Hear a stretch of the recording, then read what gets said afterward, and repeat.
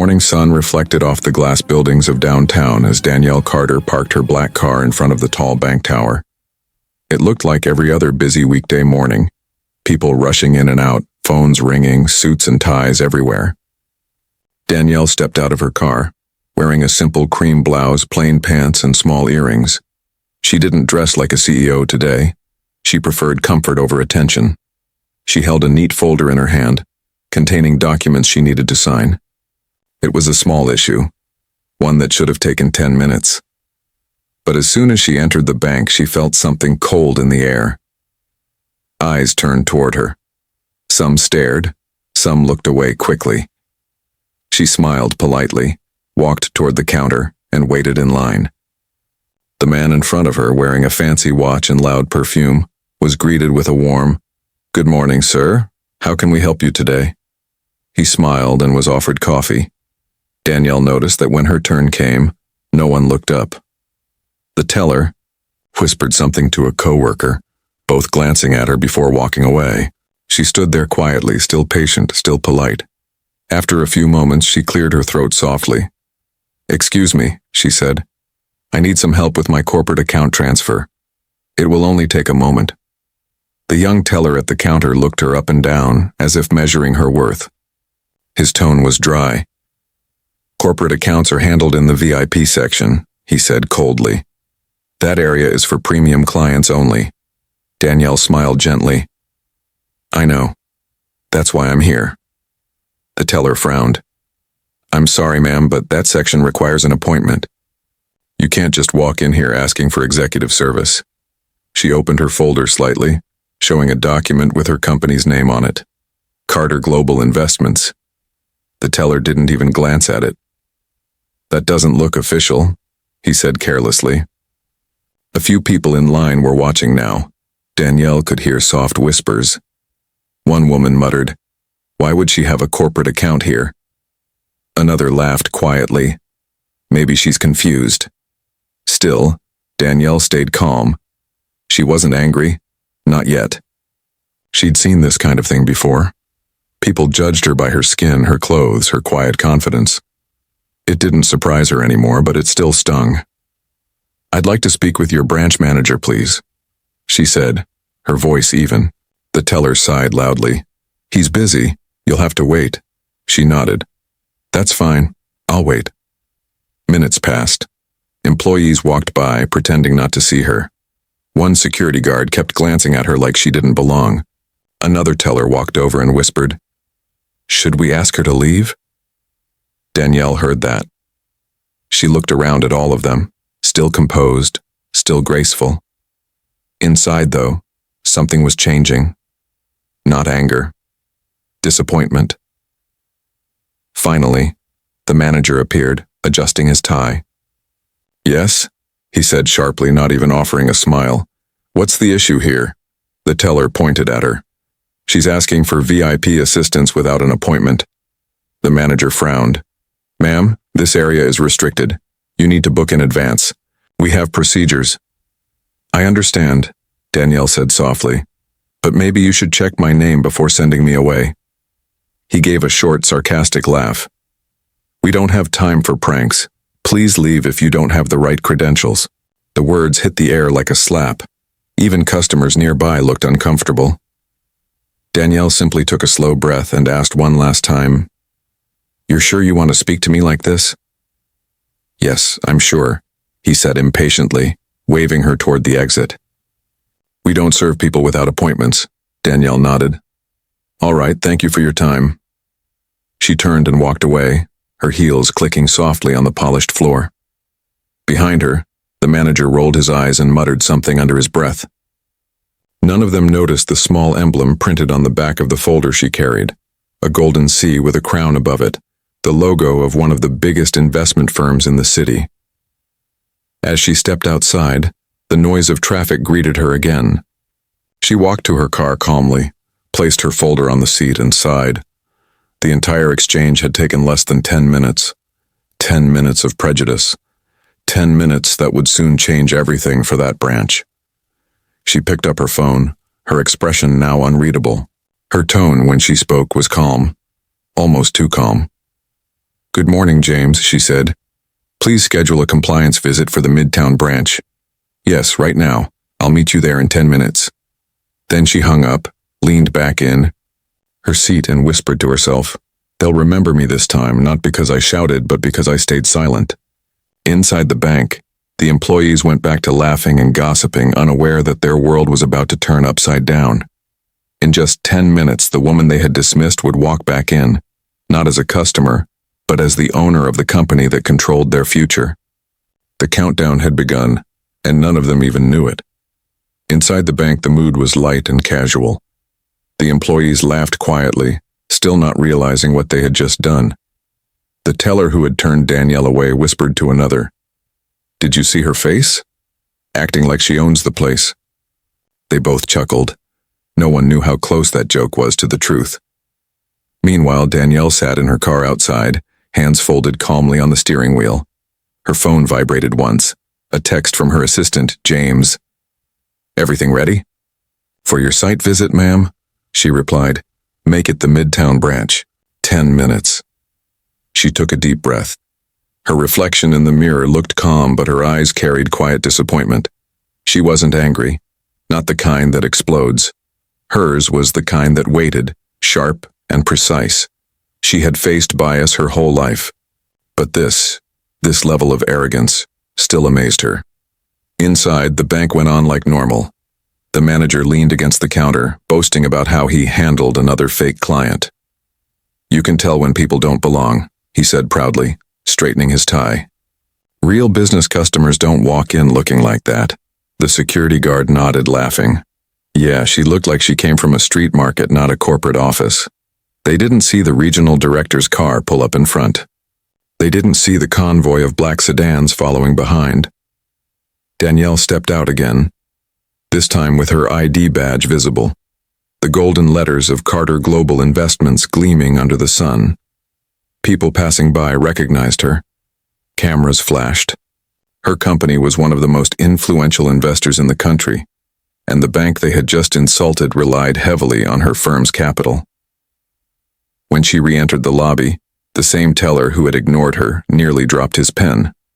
The laughter in the room faded into stunned silence. The manager froze mid-sentence. Danielle didn't say a word at first. Behind her, 2 suited officials entered, followed by the regional operations director and a woman holding a folder marked Compliance Division. Everyone turned pale. The director approached her immediately, bowing his head slightly. "Ms. Carter," he said, his voice trembling with respect.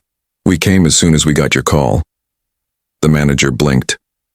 "Ms. Carter?" He looked at her again, at the confidence in her eyes, the authority in her calm posture. Suddenly, all the pieces clicked together.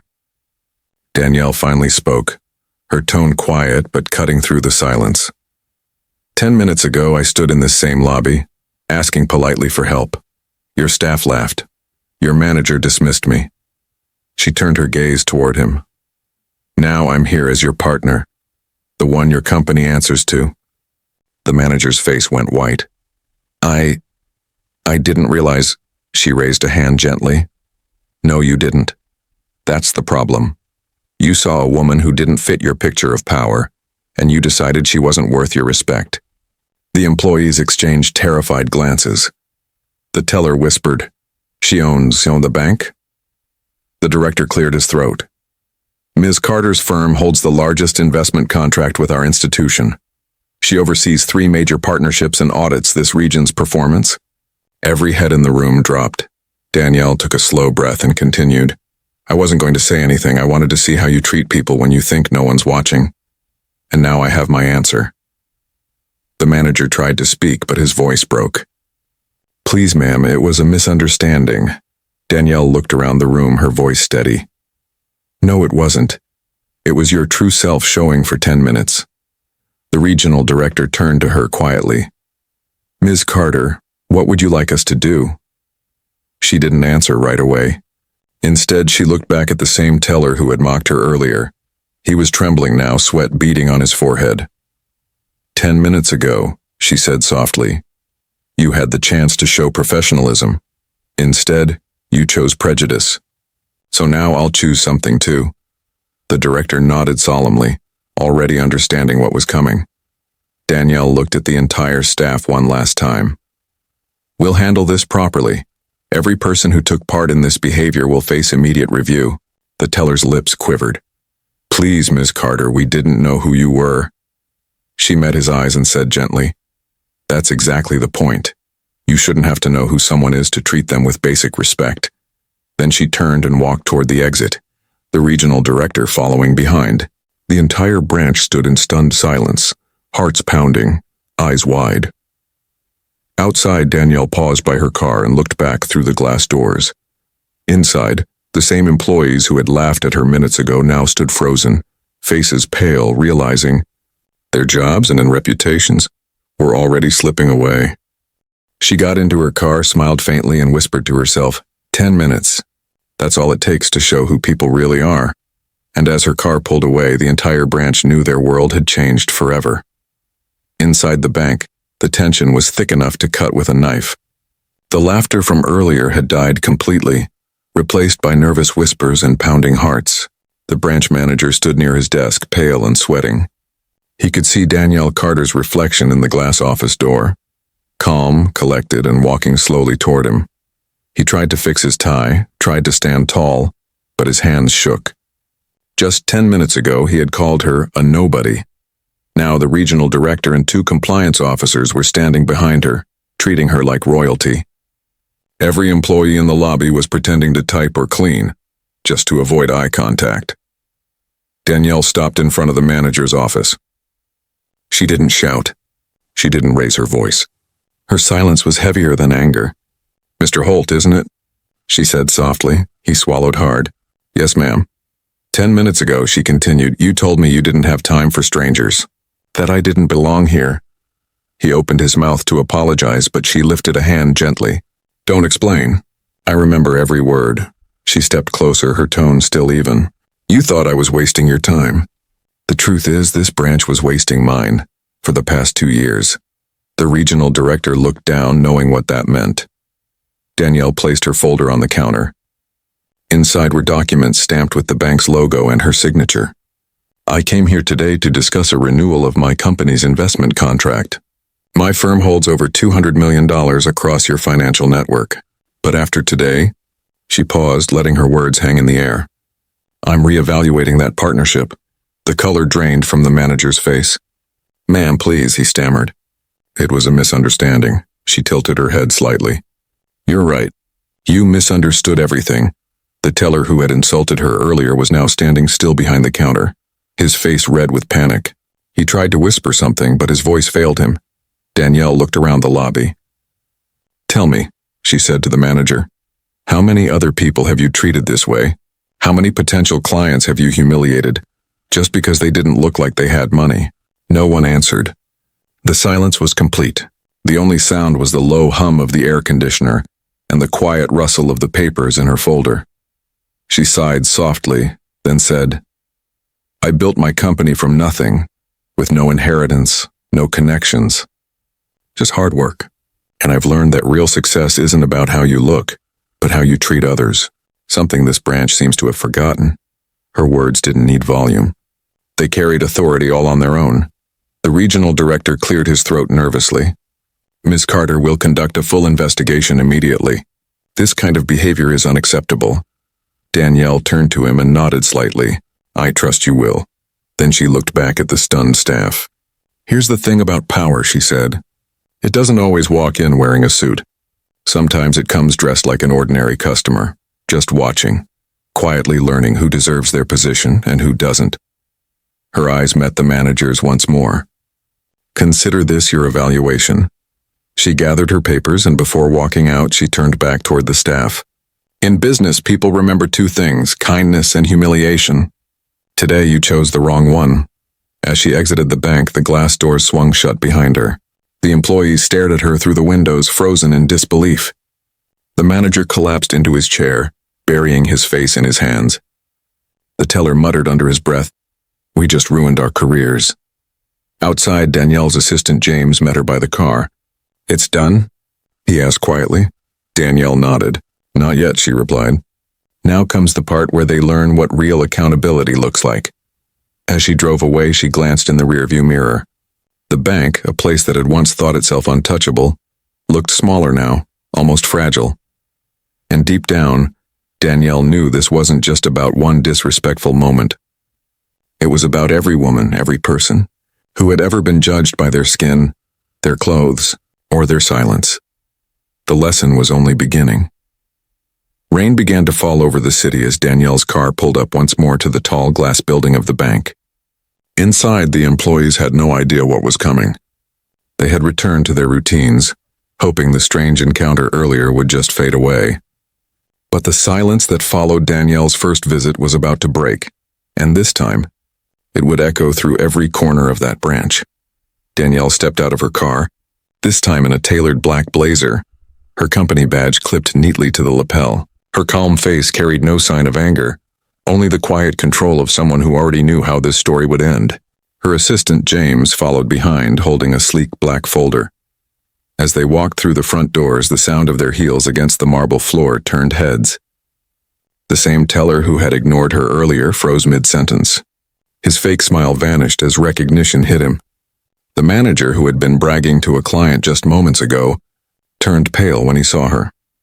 Behind Danielle entered two men in dark suits and a woman with a corporate badge marked Executive Compliance Division.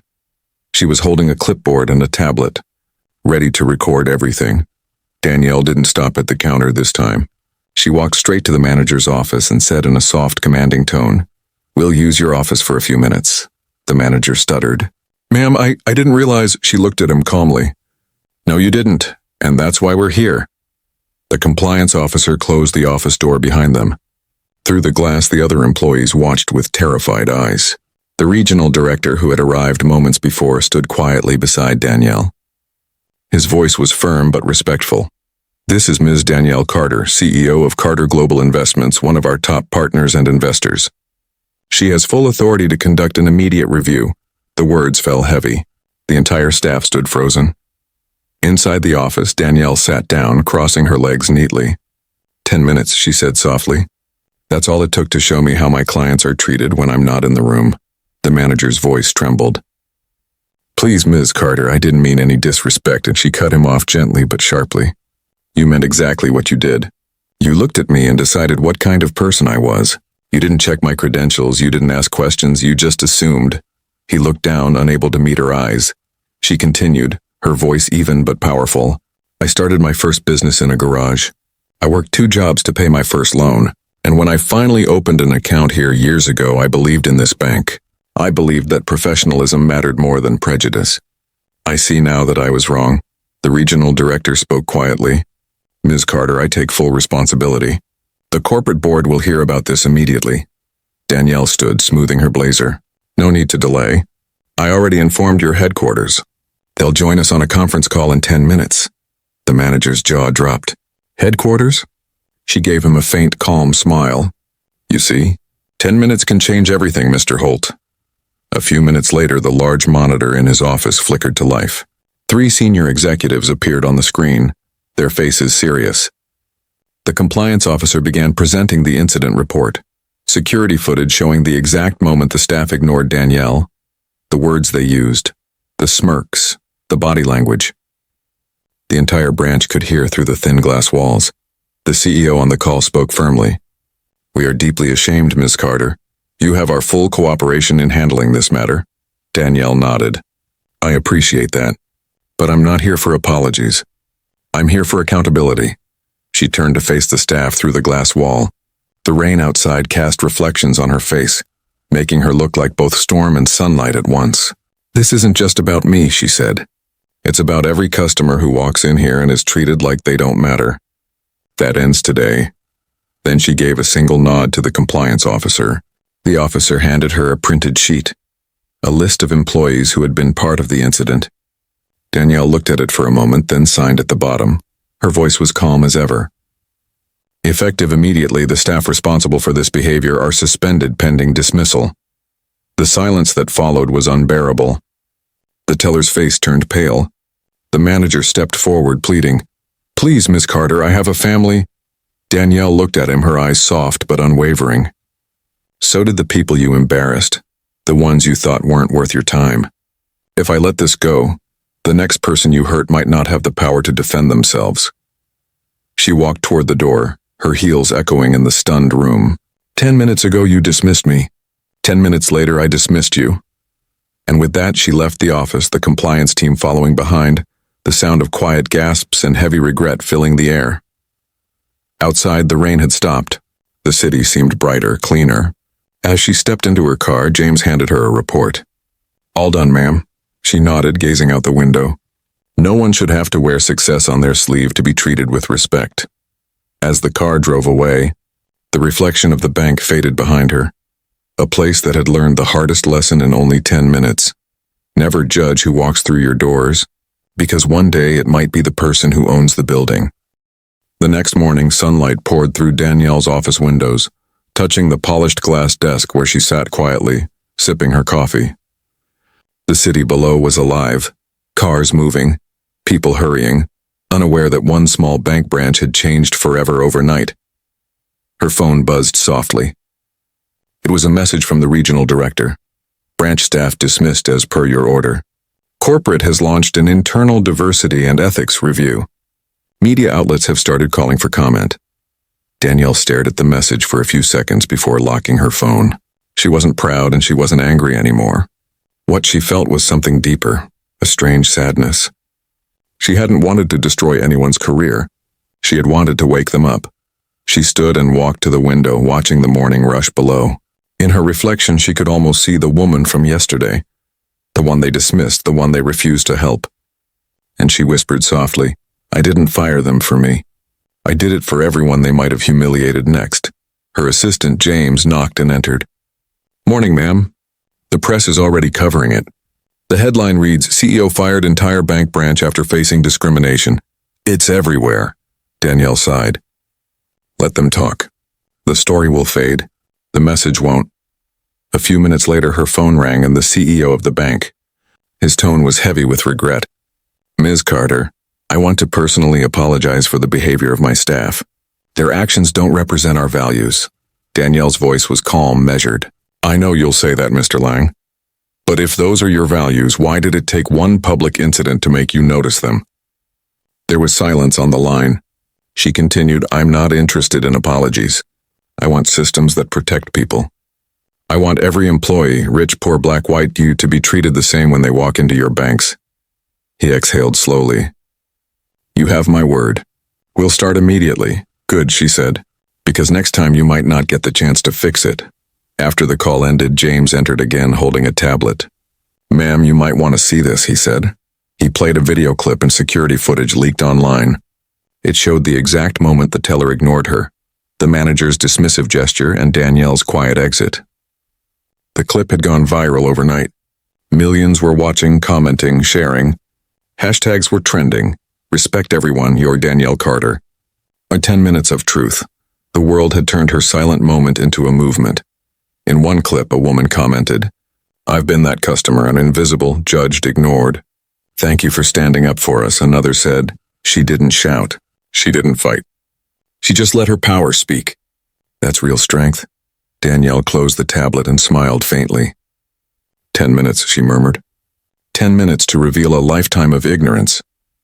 Later that afternoon, she visited the bank's headquarters for a scheduled meeting with corporate leaders. When she entered the conference room, every executive stood up, not out of fear but out of respect. The bank's chairman greeted her personally. Ms. Carter, thank you for exposing what we failed to see. We've already begun reviewing every branch's behavior training. You've started something bigger than you think. Danielle nodded. I didn't want to embarrass anyone.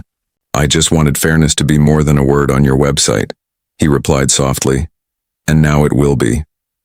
As she left the building, cameras waited outside. Reporters shouted questions. Do you regret firing the staff? Are you angry about what happened? Will you sue the bank? Danielle stopped for a moment, facing the crowd with calm eyes. I'm not angry, she said. I'm hopeful. Because maybe now people will understand that respect should never depend on how someone looks. It should come automatically, like decency. She turned and walked away, leaving the reporter speechless. Her words didn't sound like power. They sounded like truth. That night, as she sat on her balcony watching the city lights flicker, James joined her with a cup of tea. "You've changed things, ma'am," he said quietly.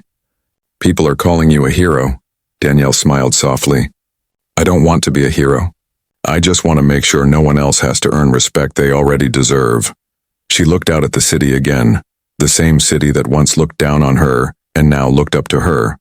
Somewhere deep inside she knew this wasn't the end of the story. It was the beginning of a bigger one, not about revenge, but about change. And as the night breeze moved gently around her, Danielle Carter, the woman who stayed silent when the world disrespected her, had become the voice for everyone who'd ever been treated as less. The next few days felt like a storm sweeping across the country. News anchors, talk shows, and social media all buzzed with the same story. The calm, powerful CEO who fired an entire bank branch in 10 minutes. Danielle's name was everywhere, yet she never once gave an interview. Her silence spoke louder than 1,000 words. Every news station replayed the same clip. Danielle walking out of the bank with quiet grace while employees stood frozen behind the glass doors. Commentators called it the classiest display of power ever caught on camera. But what the world didn't know was that behind that calm expression, Danielle was planning something much bigger than a firing. She was planning change. On Monday morning, she arrived at her company headquarters. Reporters were waiting outside the building, microphones in hand. She simply smiled and said, "I'm not here to talk about the past. I'm here to build the future." Then she walked straight inside. In the boardroom, her team was already waiting. James stood beside a screen showing a growing list of emails, hundreds, then thousands, from people around the world sharing their own experiences with discrimination in banks, offices, restaurants, and schools.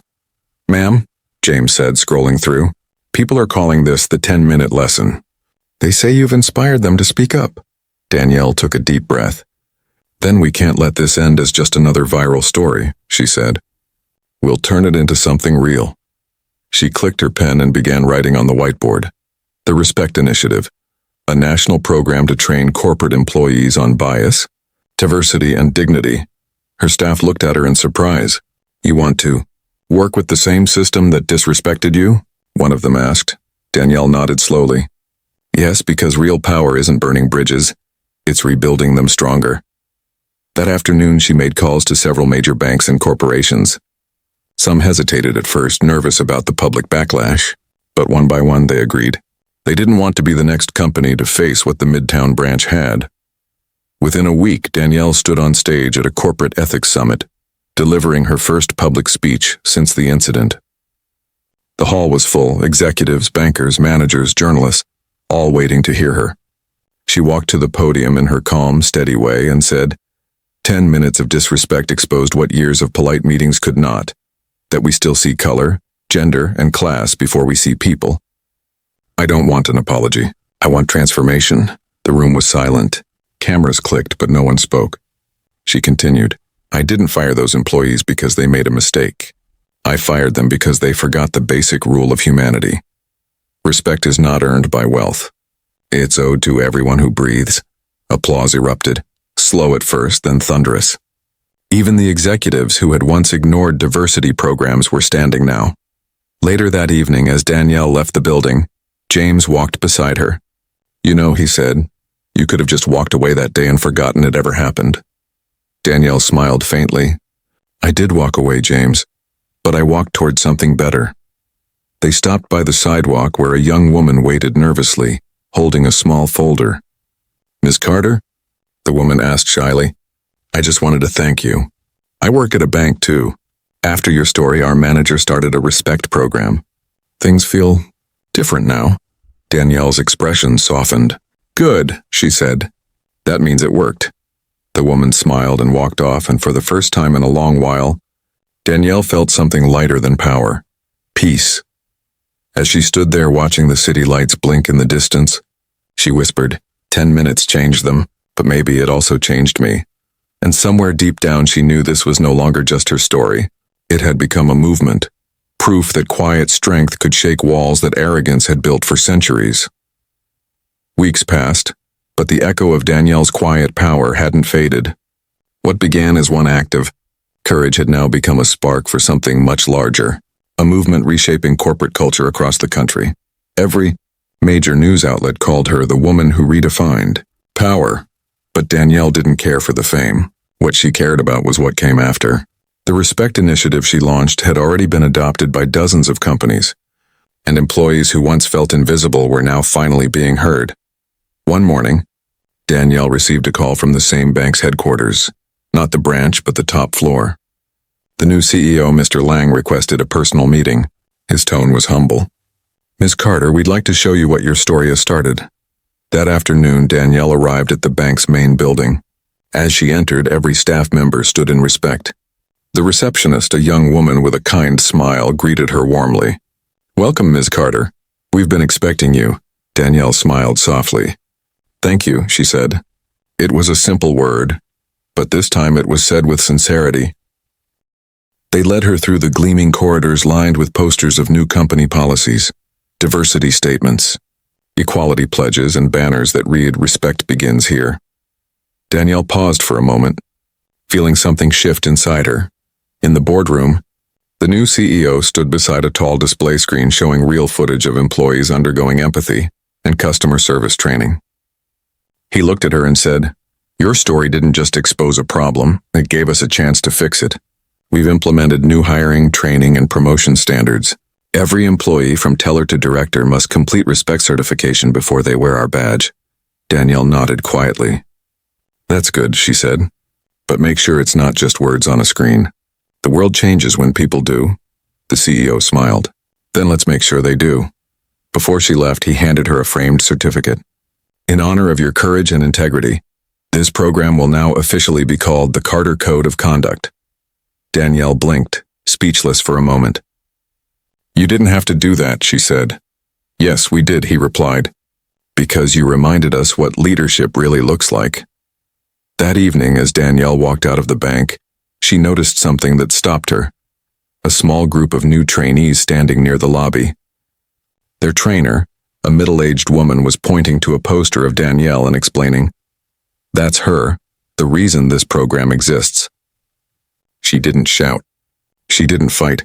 She just showed what real grace looks like. The trainees clapped softly. Danielle didn't approach them. She didn't need to.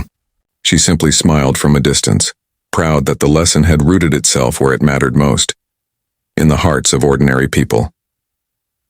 Later, as she drove home, the sky turned golden. The radio played softly, and a talk show host's voice came through.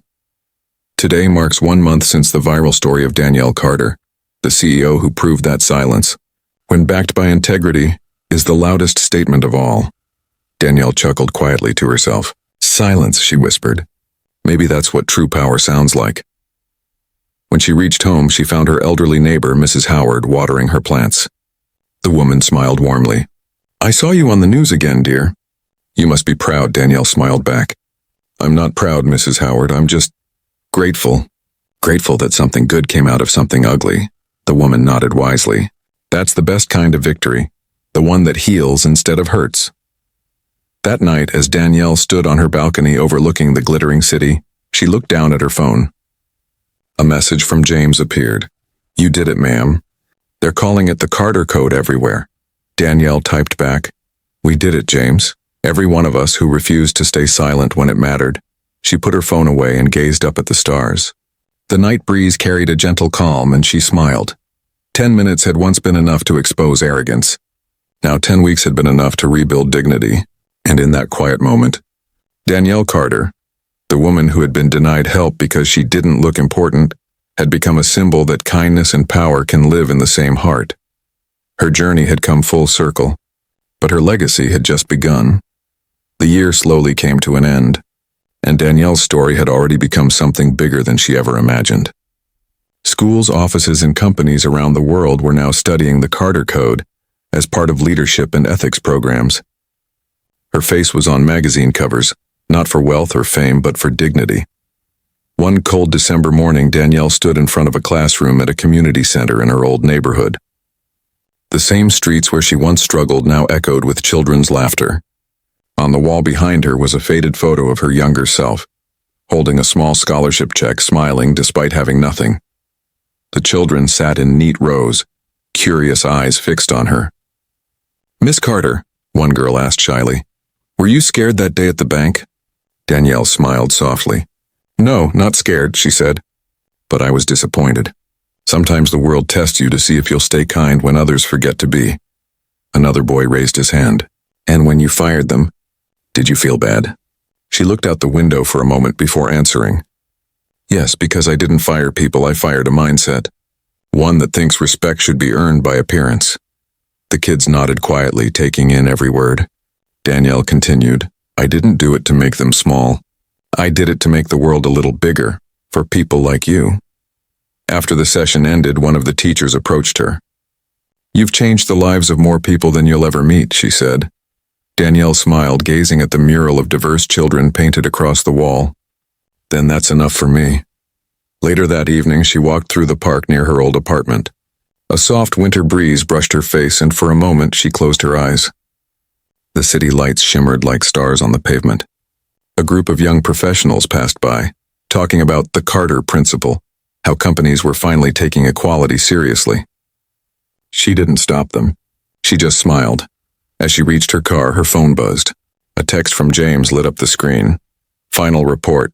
Respect initiative implemented in 180 companies. Over 200,000 employees trained."